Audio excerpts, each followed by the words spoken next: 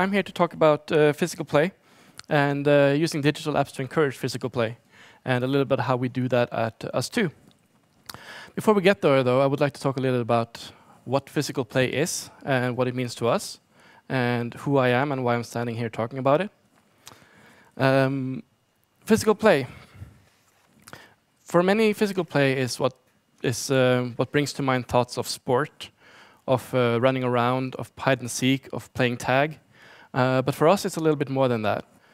Physical play to us is just about anything that gets your attention away from a screen. It's sitting at a table playing with clay, and it's sitting on the floor playing with your cars. All of that falls under the category of physical play.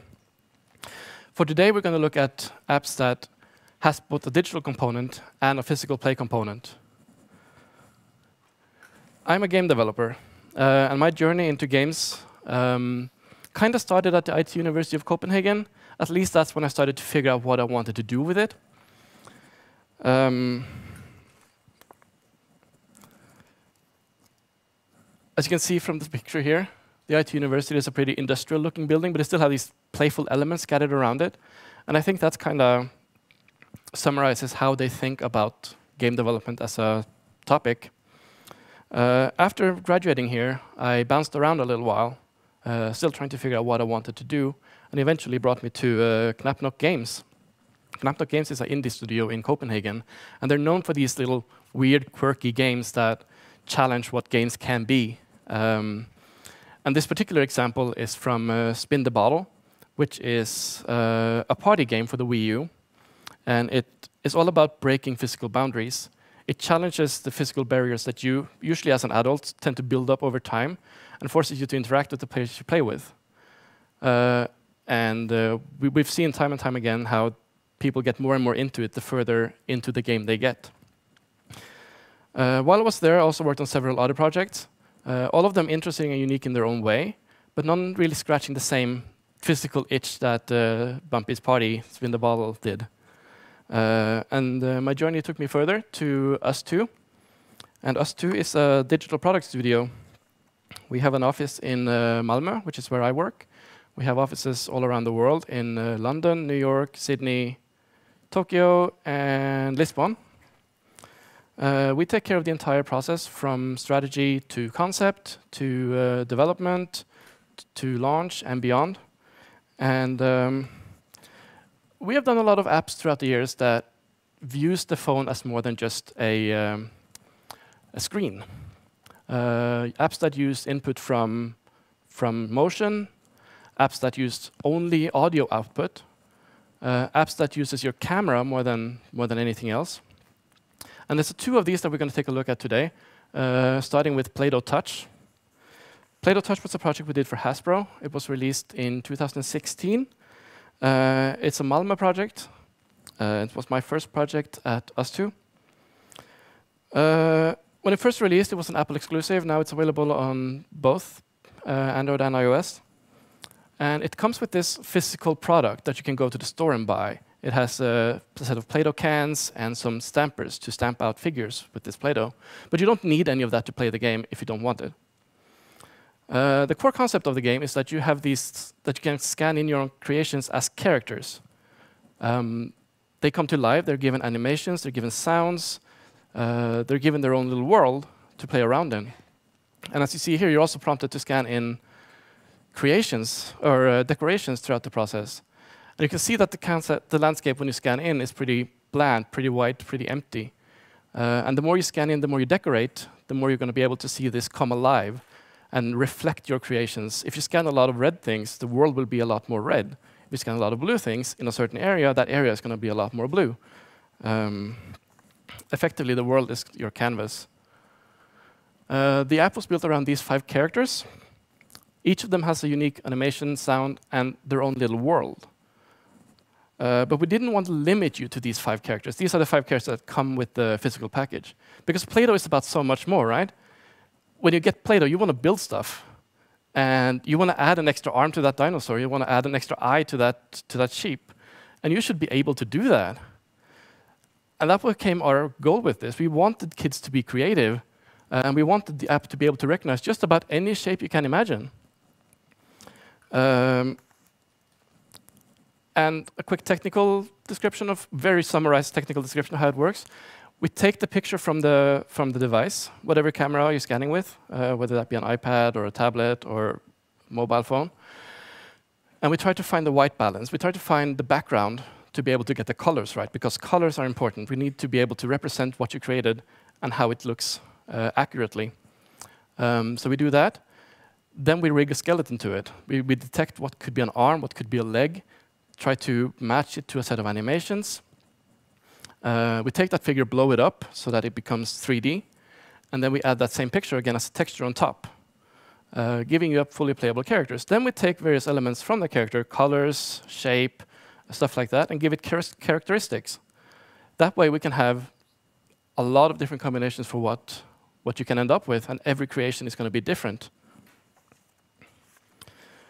Big conversation, though, that we had from the beginning that kept coming back again and again was the whole flow between physical and digital. How do we keep kids engaged in a digital world while still bringing them back and forth between the physical world? How much time should they spend in each? Do we even want to control that? And something we found is that if we put the scan frequency too high, if we require the players to scan objects too often, and because we can't erase their Play-Doh, they would just scan the same object over and over again. They wouldn't interact with the Play-Doh. At the same way, the other way, if we had that too infrequently, people would try to avoid it. It would be a hassle that they would try to get around and ignore if they could. Our solution to that was kind of unexpected. We threw that second button in there.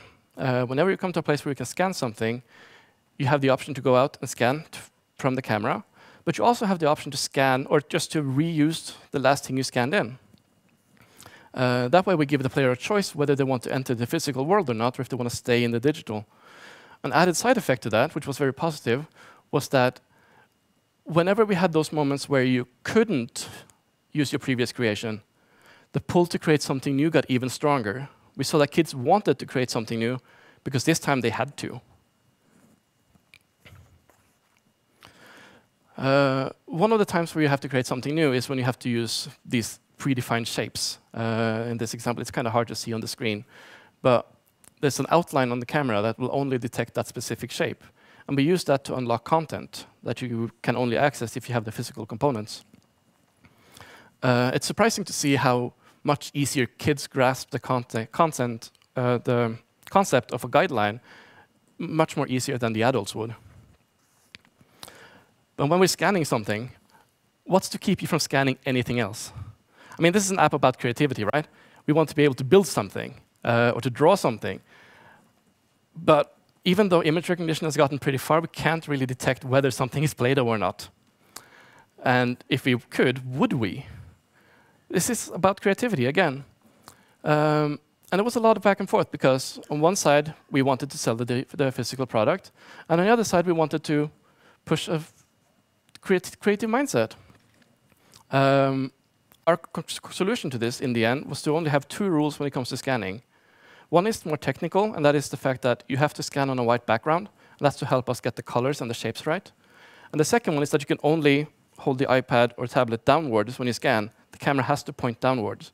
And that's to give the illusion that there is some requirements to it.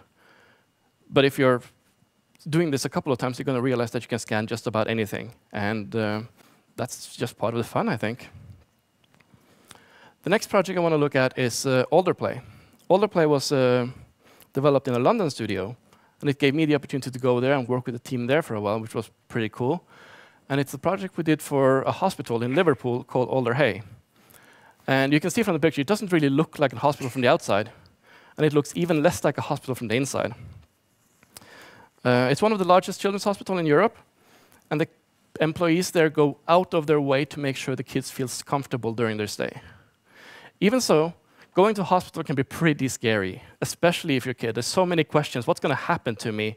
Is it going to hurt? Do I have to eat broccoli for lunch? And the staff there knows from research and from experience that if a kid is frightened, the treatment is not going to be harder, but it's going to be less effective as well. And that's where Olderplay comes in. And the process with the Olderplay starts already before you get into the hospital. when you get the admission letter, you get a download code to download the app. The first thing you do is that you present it with a selection of characters that already exist within the Older Hey universe, so to speak, and you select one of them as a buddy, and that buddy is going to be there along with you for the entire experience. The original idea was that the buddy would gather data about the kid. The hospital has an agreement with IBM Watson, and we wanted to integrate that to create some sort of chat between the character and the child. The child will be able to enter data about what they like, what they dislike, and when they get to the hospital, what they like will be there waiting for them. Imagine walking in, you're still somewhat nervous, and your favorite movie is already playing on the screen. When there's a poster from your favorite football team on the wall, just to ease the transition a little bit. And having that list of likes and dislikes, the staff can more easily engage in conversations as well. And this would work the other way. The app would be able to connect to the patient database and see what procedures the child was going to go through, and to be able to educate the kid about what was going to happen, answer questions related to the procedures. Then, as I'm sure some of you remember, something happened just about as we were about to start up. NHS was hacked in May 2017. NHS is the National Healthcare Service of the UK, and they run most of the hospitals over there. And for a while, hospitals all across the country were paralyzed. They couldn't access patient data. They were unable to communicate with other hospitals. Ambulances didn't know where to go because they couldn't connect with the addresses. It was complete chaos. As a consequence, understandably, NHS tightened the security around their infrastructure, which means we had to go back to our drawing board. We could no longer connect to the patient databases. We could no longer connect to the single sign-on system. There was no way to get data in or out of the app. So we went back to the drawing board, and the answer was stickers. According to the staff at Older Hey, the hospital runs on stickers. It's an established system that both the staff and the kids are well used to, and it's very well appreciated. Stickers are used as rewards for anything from taking a blood test without crying, or being brave, or eating your lunch, or whatever else you can imagine. Anything that can be rewarded would be rewarded with a sticker. So instead of integrating with the digital systems, we decided to integrate with their physical systems. The journey is still the same. You still get the app when you're at home. You still log in. You can still take like this 3D tour of the hospital. But the difference is that now that we have these markers around, and these are all in the public areas, where the kid can go when they arrive at the hospital and find hidden markers. These markers can be scanned into the app and unlock content. It's like a real-life scavenger hunt in the hospital, in the public areas, of course. And remember the buddy? As I said, they're already established in the Older Hey universe. There's statues of these characters when you first enter the hospital. And by these statues, there's a way to get them into the app. Once you scan the marker next to the statue, you have the 3D figure, and you can take him on an AR tour across the hospital. Even now, the figure is with you the entire way. The stickers that the staff hand out, still the same stickers, unlock digital content, animations, sounds, even videos. Again, we cooperated with Hasbro on this one to add cartoons that you unlock with the special Hasbro sticker. So suddenly the stickers had a second meaning without adding complexity for the staff. The app currently has MVP status. It's a minimum viable product. It's still being tested. It barely scratches the surface of what we think we can do with it, and we really hope to go back to it soon. One of our biggest learning from it so far, though, is just how important it is to use recognized patterns. Stickers is something everyone can identify with, and we're not looking to replace that. We're looking to build upon it, to add to the experience. So to summarize a little bit what we can learn from all of this. Finding a balance is hard, but important. On one side, we want to stimulate and encourage creativity. But on the other side, we want to restrict and circle in the experience. This app is created for a reason. Don't forget the reason. Leaning too far in either direction, and we risk losing interest. We risk losing focus. People tend to get lost in one part of the experience and forget about the other half. Shortcuts are okay. Not everyone wants to interact as much with the physical world. when they're playing digitally, and that's okay. Give them a way to get around it. Instead, focus on the key moments where it's extra important. Make those even more magical. It's better with a few touch points that are really well done instead of many touch points that are very meh. And lastly, use what people know.